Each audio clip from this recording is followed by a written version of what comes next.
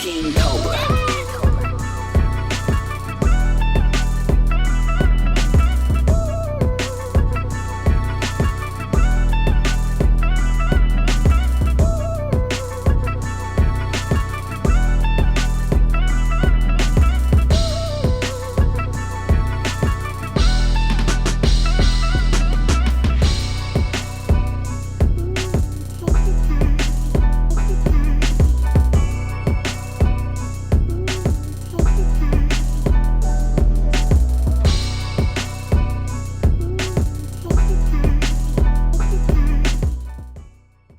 Welcome to this special Black History Month episode of the Urban Retrospect.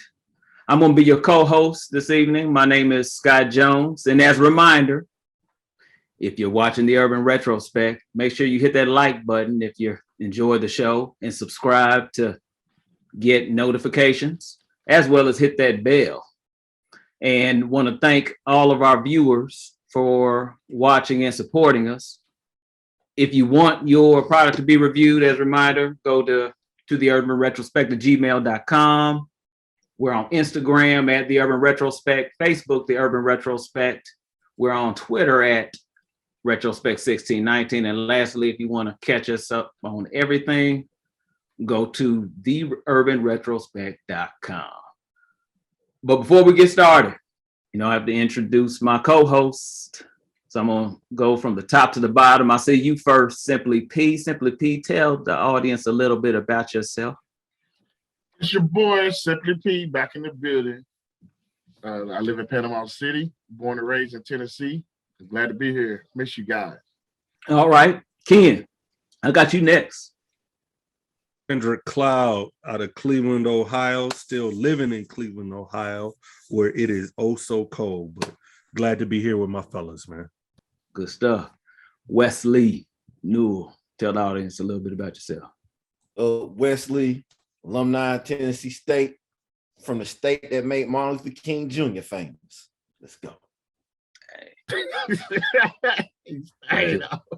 Ramsey J, tell the audience a little bit about yourself. What's going on? Ramsey James, representing Tampa, Florida, Tennessee State University, and of course, Kappa Alpha Psi. Yo, baby, yo. To the Nukes. And from ATL, home of the pimps and the money makers, Three and the Southern Players. Three, tell the audience a little bit about yourself.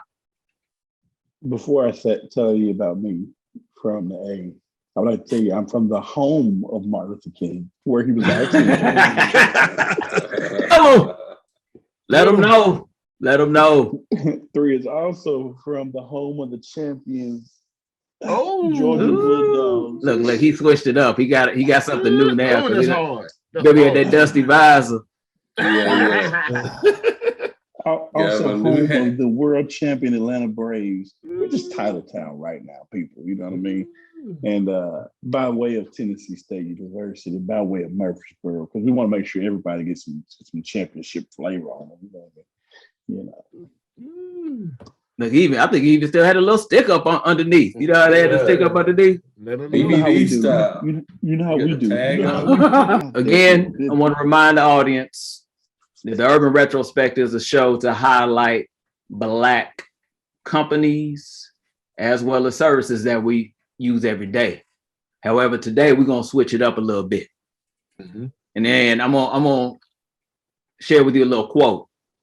If they don't give you a seat at the table, bring you a folding chair. Before we get back into that, I'm going to also just remind everyone that we don't necessarily need an excuse to learn about the contributions of Black Americans that are made all over the world. But since we're going to meet every Wednesday like we do, and since it is Black History Month, I think there's no better time than to share our audience the inventions of Blacks, all Black Americans that we use all over the world.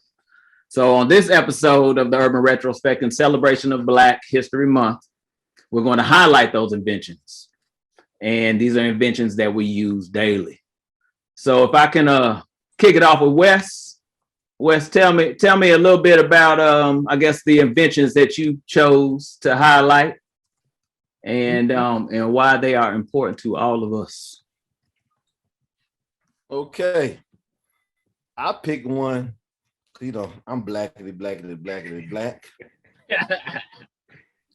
And one thing about us black folks, we don't like cold weather. And so I picked Alice H. Parker, invented the central heating system. Okay. In 1919. Wow. You can tell this is a woman who says, damn, it's cold. We got to do something about this. You say the hawk is out. That hawk is out. She's a native of Morristown, New Jersey. Okay. Parker was tired of freezing in the winter due to the lack of heat distribution from a fireplace. To combat the harsh Northeast winters, Parker invented a natural gas powered furnace that would evenly distribute heat throughout the house. What's more, she also came up with special air ducts that could be individually controlled for each room. Thank you, Miss Parker. I didn't catch that little Friday reference. Yep, I did. Thank you, Miss Parker. Thank you, Miss Parker.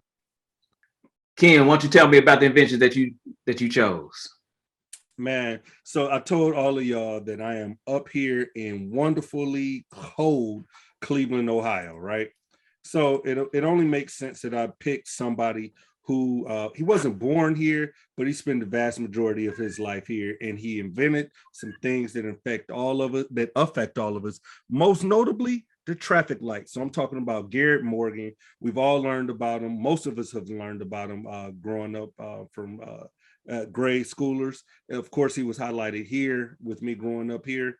That traffic light. Now, that traffic light that most of y'all ignore and decide to just blow through, that yellow light means yield, slow down, right? Not mash on the gas. But you know what I'm saying? There's a whole lot of y'all that like to just keep going. Garrett Morgan did that. The other thing I want to highlight that he did was the gas mask. All right. Hopefully, none of us who are civilians or who are living civilian lives now ever have to use one. But to those men and women of our armed forces who have sacrificed times, parts of their lives, and somebody at some point, for some people, actually your life, they've had to use these things. They train in them when they go into the required environments. Also, police will use them if there's tear gas around and everything like that. That was invented by a Black man. All right. And I want everybody to know that he had a bunch of other inventions, including he did some like some type of hair relaxation thing. But that Malcolm X is red before he went to jail and came out. You know what I'm saying? Garrett Morgan was involved in all of that too. But wanted to let all of y'all know, Garrett Morgan, Cleveland, Ohio, gas mask, traffic light, and slow down.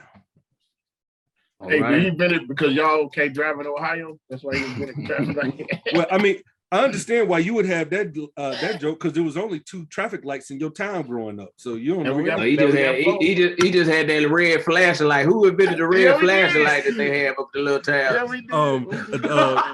Parents' dad. Yeah, we did. Yeah, dang.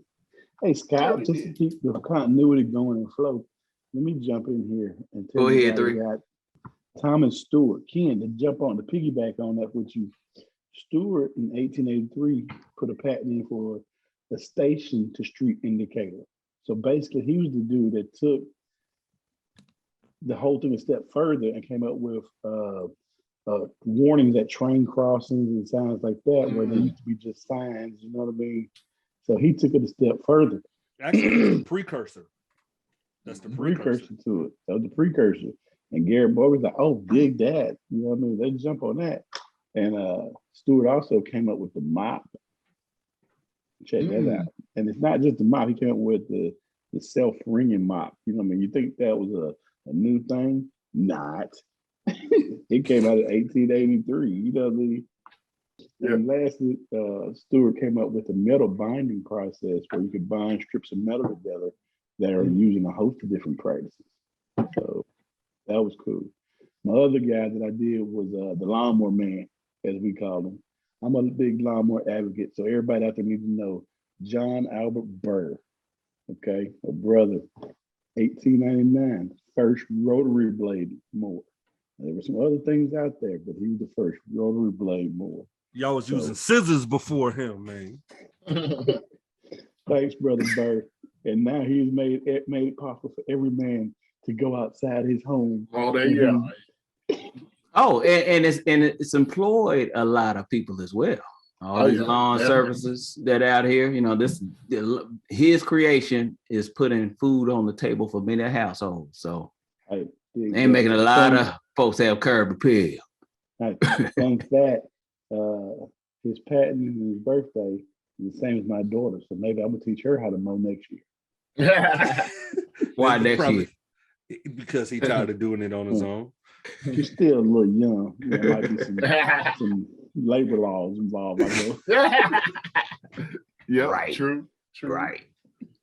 Well, I want to go back to that quote that I mentioned. You know, if you aren't, what was it, about to sit at the table, bring you a folding chair?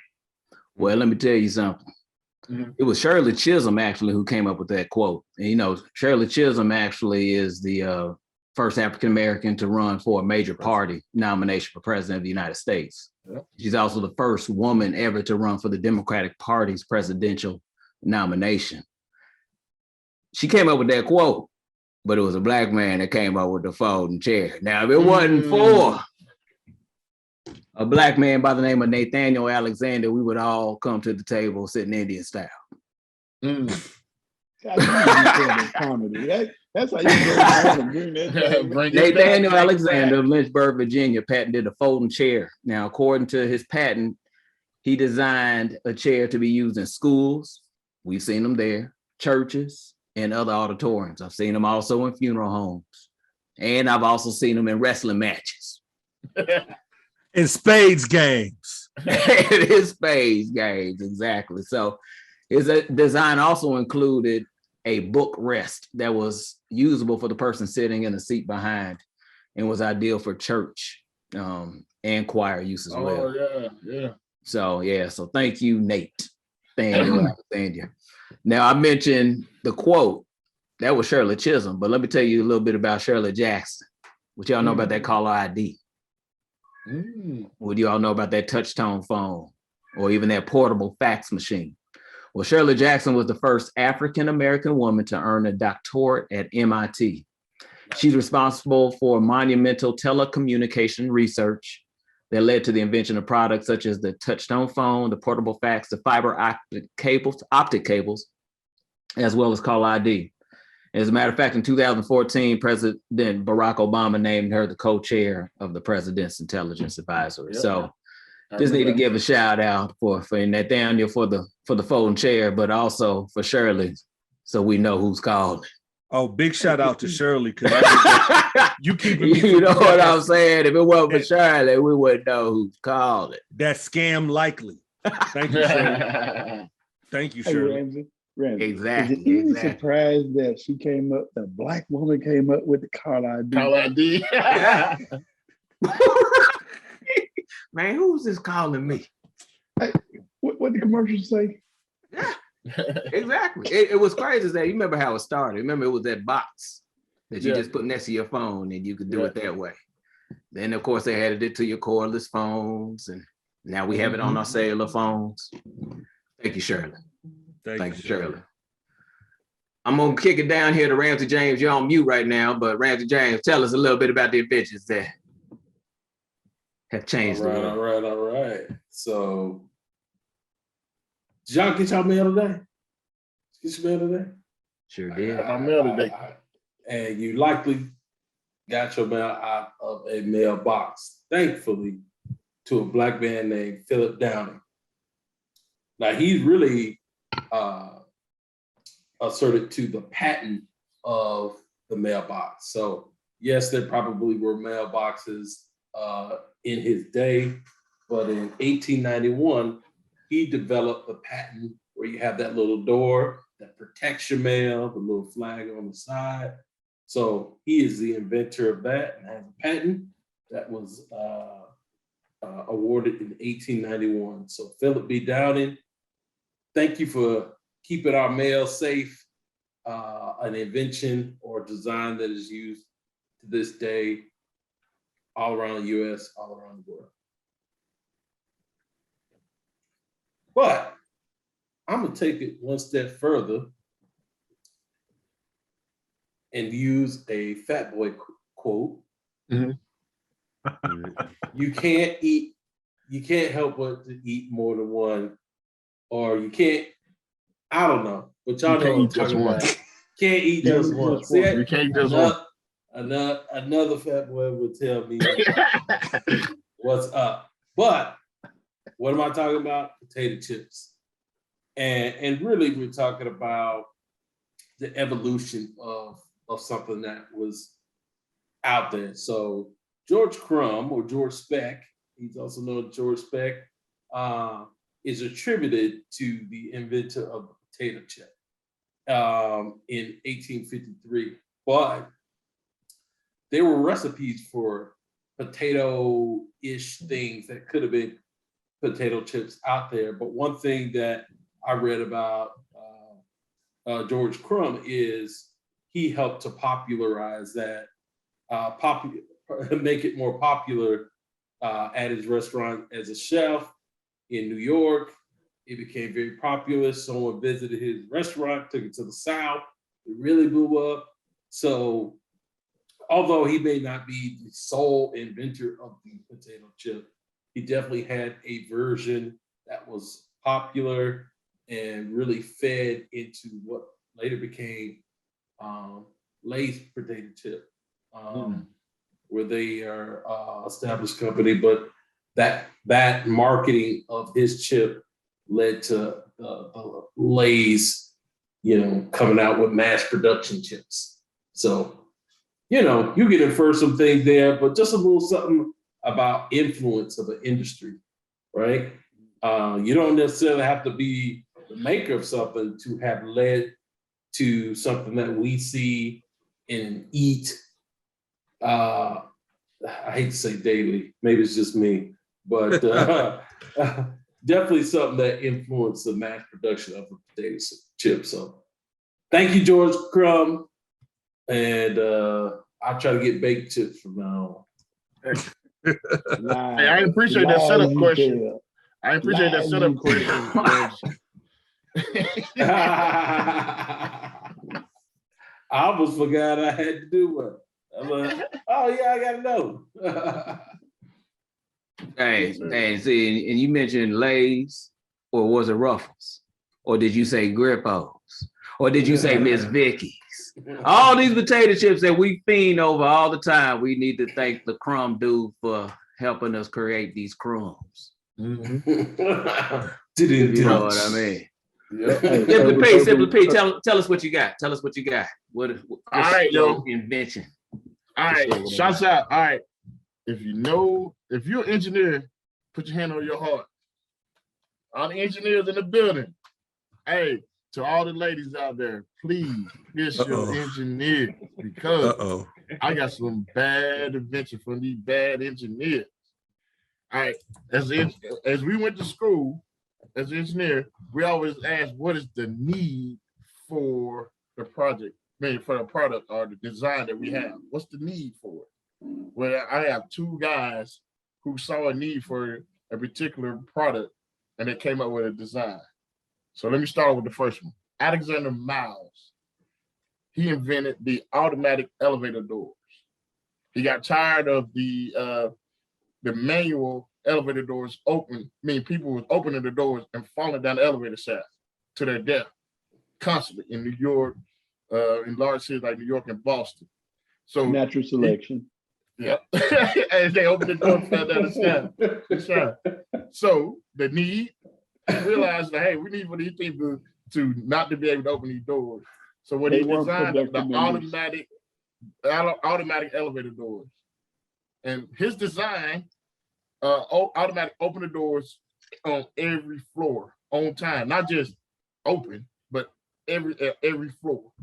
He patented his design in 1887.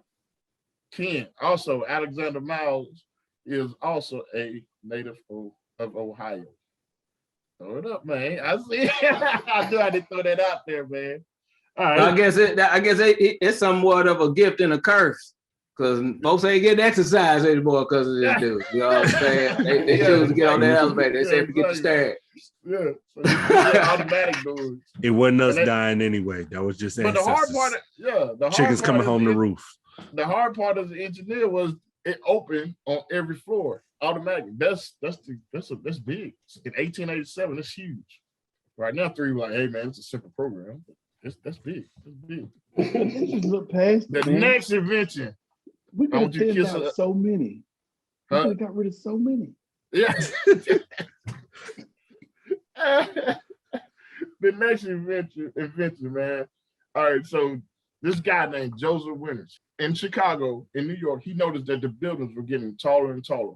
And he noticed that it was getting harder and harder for our firefighters, first responders, shout out to the first responders, to save people's lives. So what he invented a fire escape that can be mounted on the wagon. What I'm talking about, a wagon, I'm talking about a fire truck, as we know now. Back then, they called them wagons. So he invented a wagon-mounted fire escape. All right, this guy, he's from Virginia, and he patented his invention in 1879. Now, the good thing about him, he was also an abolitionist. And one of the big things he did, he was responsible for a meeting between Frederick Douglass and John Brown. And everybody know the history between those two guys, two opposite ends of the spectrum. That's all I have, Mr. Scott. Definitely inventions that are used worldwide, not just nationwide, but worldwide. And that's what I like to, it's one of the things why I wanted to really do this, because these are inventions that we aren't only using here in the US, but these inventions all over the world. So I appreciate that. Now, Ken, let me throw it down to you as far as what you got for us. I got a little fun fact. With it being Black History Month, we've talked about it on here, and then some people know that the original concept for the Black History observance was developed by one of the Qs, Carter G. Woodson. But it's not just about that. What it's really about is the actual observance and the changing of it from just being a day to a week, but actually being observed as a whole month on an annual basis. This was first done by students not too far from where I am right now at Kent State University in Kent, Ohio, in 1970. I think that's when the students and the faculty first got together and decided that they were going to have a Black History Month observance. And then in 1976, it became something that was adopted nationally. So I want to leave y'all with that fun fact. Man. Did they choose February, or was it appointed?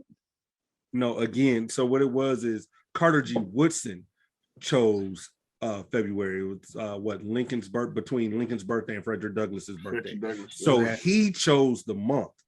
He chose the day that was in the month of February, and then it was expanded to a week, and then on to a month by these Kent State students here in Northern Ohio. We celebrate Black History. We're gonna celebrate Black History 365 days out of the year. Amen. Talk that talk, Scott Jones. But it is important to highlight why Black History Month is important. And thank you, Carter G. Woodson. We're gonna celebrate it even more in the month of February. So we appreciate that.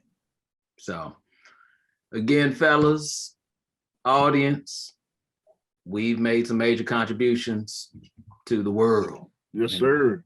Somebody's mentioned remote control, mentioned fire escapes, potato chips, stoplights, gas masks, lawn mowers, folding chairs, and there's plenty more. Just don't have the time, but we can do a volume 2, 3, 4, 5, 6. True. Again, thank you all for joining us this evening. As a reminder, Urban Retrospect is here to review and highlight Black-owned products and businesses. If you want us to review your product, please send us an email at theurbanretrospect@gmail.com. If you want to check us out on Facebook, The Urban Retrospect, Instagram, The Urban Retrospect, Twitter, Retrospect1619, and find everything at theurbanretrospect.com. Thank you again for joining us on this special Black History Month. And again, peace, love, and a retrospect. Deuces. Cue the music, DJ. Cue the music.